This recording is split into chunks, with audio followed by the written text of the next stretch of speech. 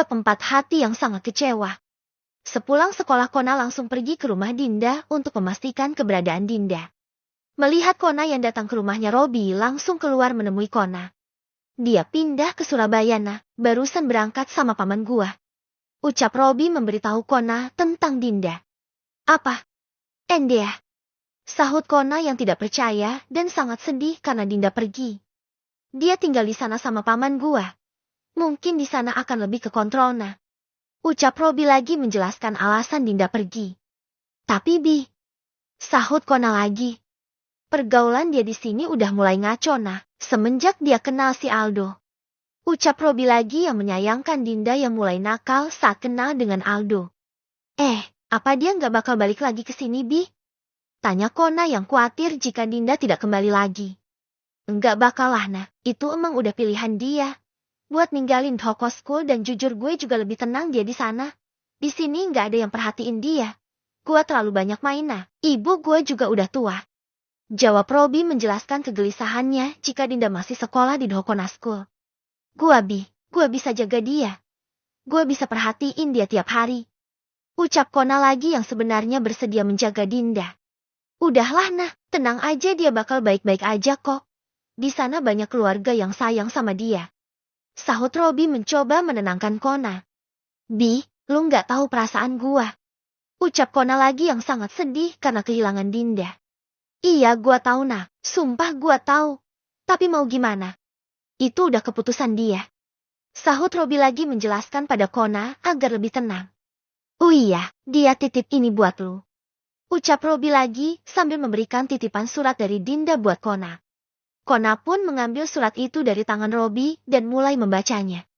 Maafin aku ya kak, jaga diri kamu baik-baik. Semoga kita bisa bertemu lagi suatu hari nanti. Isi surat dari Dinda untuk Kona. Kona pun berteriak setelah membaca surat perpisahan dari Dinda. Endea. Kona berteriak. Selanjutnya Kona langsung mengendarai motornya dan pergi dari rumah Robi untuk menjemput Dot dan pergi di suatu tempat. Di sisi lain Peyot pergi ke rumah Kona untuk mencarinya. Kona, nah, assalamualaikum. Ucap Peyot memanggil Kona dari depan pintu gerbang. Nggak ada Konanya, belum pulang sekolah. Sahut Pak Badhot dari teras rumah memberitahu Peyot. Iya makasih Pak. Ucap Peyot lagi. Iya. Sahut Pak Badhot. Perasaan tadi dia pulang duluan dah, kemana tuh anak ya? Ucap Peyot yang heran dengan Kona karena belum pulang ke rumah.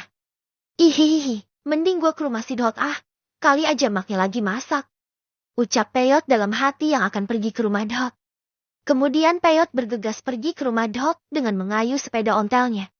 Tidak lama kemudian Peyot telah sampai di depan rumah Dot dan mulai memanggil dari depan rumah.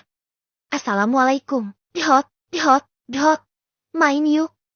Ucap Peyot yang terus memanggil Dot. Mendengar ada suara orang memanggil, ibunya Dot pun keluar. Kamu? Ucap ibunya Dot. Hihihi, Dotnya ada tante.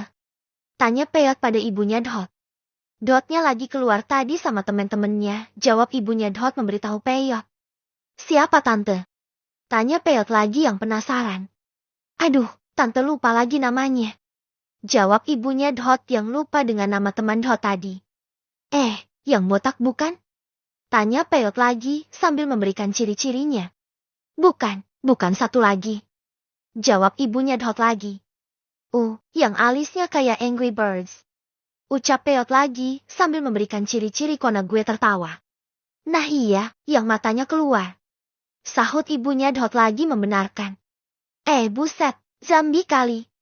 Ucap Peyot mendengar ibunya Dot mengejek Kona gue tertawa. Iya, itu namanya si Kona tante. Ucap Peyot lagi memberitahu ibunya Dot jika itu adalah Kona. Iya itu, sahut ibunya Dot lagi. Ya udah makasih ya tante, ucap Peyot berterima kasih dan pergi dari rumah Dot. Iya. Sahut ibunya Dot. Di perjalanan Peyot marah-marah sendiri karena kesal tidak bisa menemukan teman-temannya. Sudah. Nongkrong gak ngajak-ngajak. Kalian anggap apa gue ini nah? Ciahaha, ini sih fix pada kumpul di rumah si Robi pasti. Ucap Peyot yang memutuskan untuk pergi ke rumah Robi. Singkat cerita Peyot telah sampai di rumahnya Robi. Permisi, assalamualaikum. Bi, Robi. Ucap Peyot memanggil Robi. Iya tunggu. Sahut Robi dari dalam rumah. Kemudian Robi keluar rumah. Lah, elu Yot. Ucap Robi yang kaget melihat Peyot di rumahnya. Hihihi, anak-anak ada di sini, Bi? Tanya Peyot pada Robi. Waduh, nggak ada Yot. Jawab Robi memberitahu Peyot. Nggak ada? Lah kemana itu anak ya? Tanya Peyot yang bingung dengan keberadaan Kona.